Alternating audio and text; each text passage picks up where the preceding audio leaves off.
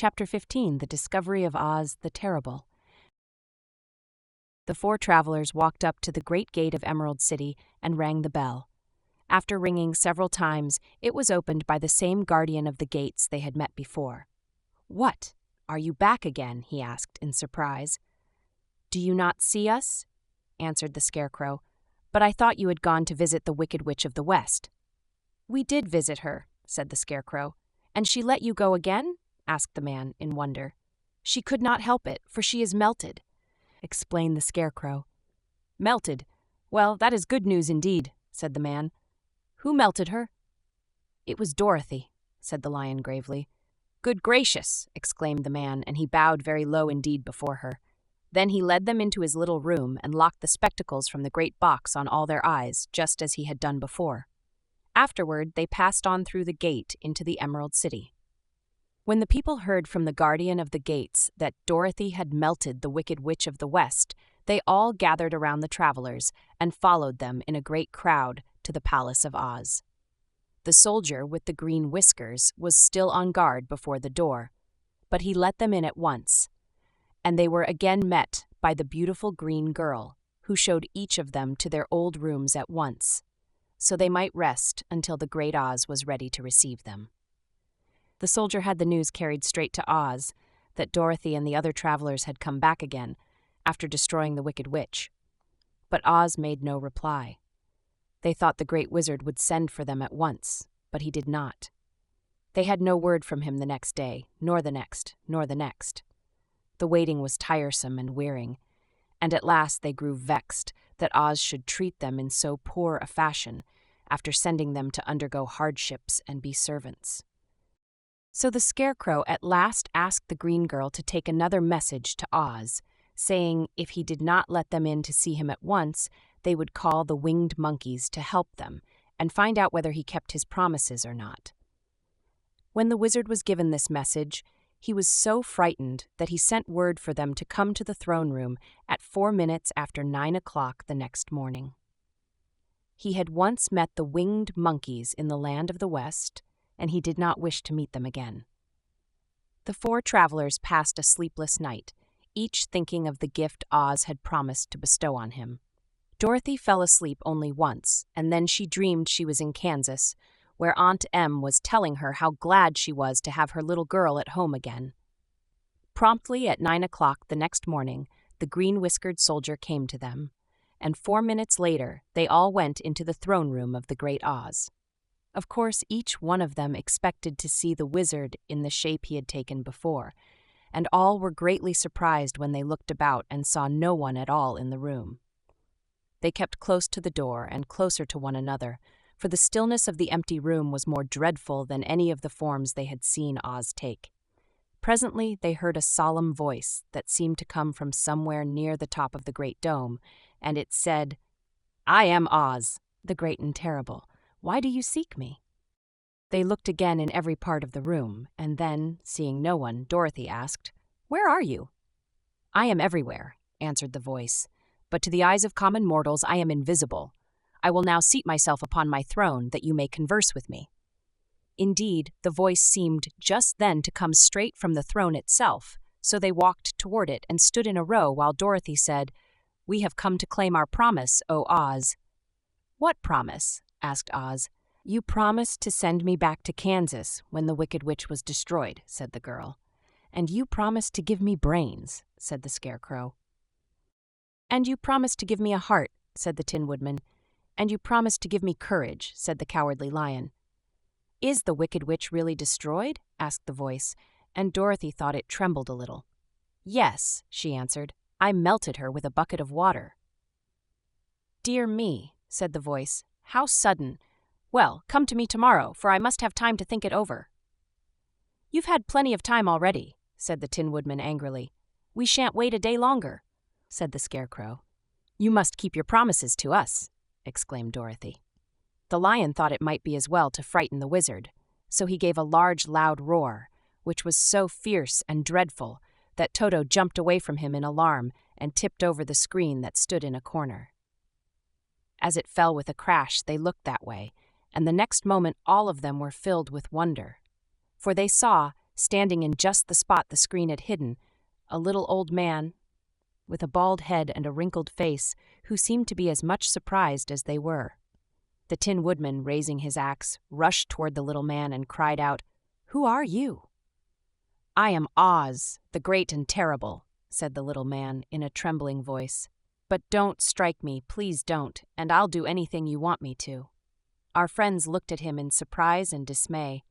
"I thought Oz was a great head," said Dorothy. "And I thought Oz was a lovely lady," said the Scarecrow. "And I thought Oz was a terrible beast," said the Tin Woodman. "And I thought Oz was a ball of fire," exclaimed the Lion. "No, you are all wrong," said the little man meekly. "I have been making believe." "Making believe," cried Dorothy. "Are you not a great wizard?" "Hush, my dear," he said. "Don't speak so loud or you will be overheard, and I should be ruined. I'm supposed to be a great wizard." "And aren't you?" she asked. "Not a bit of it, my dear. I'm just a common man." "You're more than that," said the Scarecrow in a grieved tone. "You're a humbug." "Exactly so," declared the little man, rubbing his hands together as if it pleased him. "I am a humbug."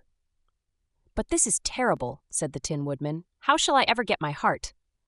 "Or I my courage?" asked the Lion. "Or I my brains?" wailed the Scarecrow, wiping the tears from his eyes with his coat sleeve. "My dear friends," said Oz, "I pray you not to speak of these little things. Think of me and the terrible trouble I'm in at being found out." "Doesn't anyone else know you're a humbug?" asked Dorothy. "No one knows it but you four and myself," replied Oz.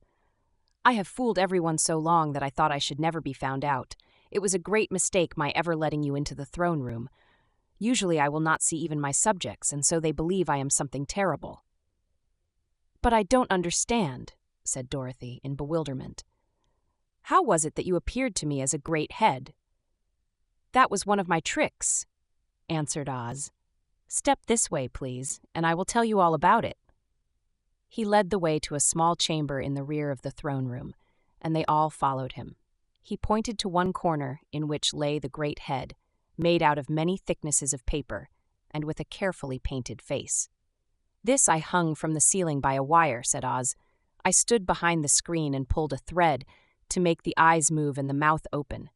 "But how about the voice?" she inquired. "Oh, I am a ventriloquist," said the little man. "I can throw the sound of my voice wherever I wish so that you thought it was coming out of the head. Here are the other things I used to deceive you." He showed the Scarecrow the dress and the mask he had worn when he seemed to be the lovely lady. And the Tin Woodman saw that his terrible beast was nothing but a lot of skins sewn together with slats to keep their sides out. As for the ball of fire, the false wizard had hung that also from the ceiling. It was really a ball of cotton, but when oil was poured upon it, the ball burned fiercely. "Really," said the Scarecrow, "you ought to be ashamed of yourself for being such a humbug." "I am. I certainly am," answered the little man, sorrowfully. "But it was the only thing I could do. Sit down, please. There are plenty of chairs, and I will tell you my story." So they sat down and listened while he told the following tale. "I was born in Omaha." "Why, that isn't very far from Kansas," cried Dorothy. "No, but it's farther from here," he said, shaking his head at her sadly. "When I grew up, I became a ventriloquist, and at that I was very well trained by a great master. I can imitate any kind of a bird or beast." Here he mewed so like a kitten that Toto pricked up his ears and looked everywhere to see where she was. "After a time," continued Oz, "I tired of that and became a balloonist." "What is that?" asked Dorothy. "A man who goes up in a balloon on circus day so as to draw a crowd of people together and get them to pay to see the circus," he explained. "Oh," she said, "I know." "Well, one day I went up in a balloon and the ropes got twisted so that I couldn't come down again. It went way up above the clouds, so far that a current of air struck it and carried it many, many miles away. For a day and a night I traveled through the air, and on the morning of the second day I awoke and found the balloon floating over a strange and beautiful country. It came down gradually, and I was not hurt a bit, but I found myself in the midst of a strange people, who, seeing me come from the clouds, thought I was a great wizard. Of course I let them think so, because they were afraid of me, and promised to do anything I wished them to. Just to amuse myself and keep the good people busy, I ordered them to build this city in my palace. and they did it all willingly and well. Then I thought, as the country was so green and beautiful, I would call it the Emerald City, and to make the name fit better, I put green spectacles on all the people so that everything they saw was green.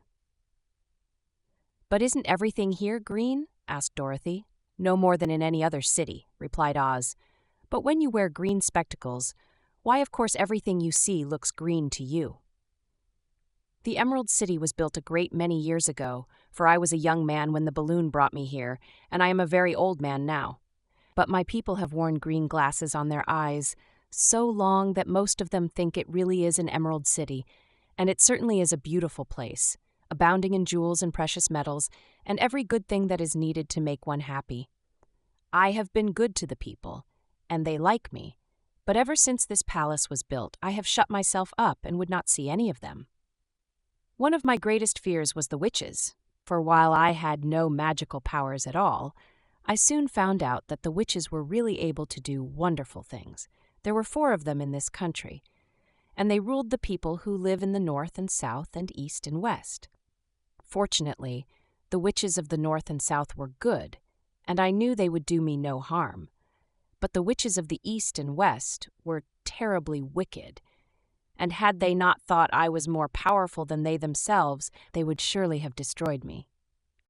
As it was, I lived in deadly fear of them for many years. So you can imagine how pleased I was when I heard your house had fallen on the wicked witch of the East. When you came to me, I was willing to promise anything if you would only do away with the other witch. But now that you have melted her, I am ashamed to say that I cannot keep my promises." "I think you are a very bad man," said Dorothy. "Oh no, my dear, I'm really a very good man, but I'm a very bad wizard, I must admit." "Can't you give me brains?" asked the Scarecrow. "You don't need them. You are learning something every day. A baby has brains, but it doesn't know much. Experience is the only thing that brings knowledge, and the longer you are on Earth, the more experience you are sure to get." "That may all be true," said the Scarecrow, "but I shall be very unhappy unless you give me brains." The false wizard looked at him carefully. "Well," he said with a sigh, "I'm not much of a magician, as I said, but if you will come to me tomorrow morning, I will stuff your head with brains. I cannot tell you how to use them, however. You must find that out for yourself." "Oh, thank you, cried the Scarecrow. "I'll find a way to use them, never fear." "But how about my courage?" asked the Lion anxiously. "You have plenty of courage, I am sure," answered Oz. "All you need is confidence in yourself. There is no living thing that is not afraid when it faces danger. The true courage is in facing danger when you are afraid, and that kind of courage you have in plenty." "Perhaps I have, but I'm scared just the same," said the Lion. "I shall really be very unhappy unless you give me the sort of courage that makes one forget he is afraid." "Very well, I will give you that sort of courage tomorrow," replied Oz. "How about my heart?" asked the Tin Woodman. "Why, as for that," answered Oz, "I think you are wrong to want a heart. It makes most people unhappy.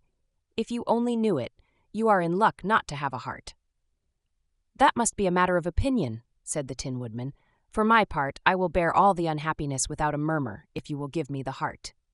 "Very well," answered Oz meekly. "Come to me tomorrow and you shall have a heart. I have played wizard for so many years that I may as well continue the part a little longer." "And now," said Dorothy, "how am I to get back to Kansas?" "We shall have to think about that," replied the little man. "Give me 2 or 3 days to consider the matter, and I'll try to find a way to carry you over the desert. In the meantime, you shall all be treated as my guests, and while you live in the palace, my people will wait upon you and obey your slightest wish. There is only one thing I ask in return for my help, such as it is. You must keep my secret and tell no one I am a humbug."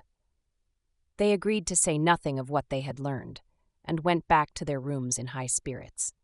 Even Dorothy had hope that the great and terrible humbug, as she called him, would find a way to send her back to Kansas, and if he did, she was willing to forgive him everything.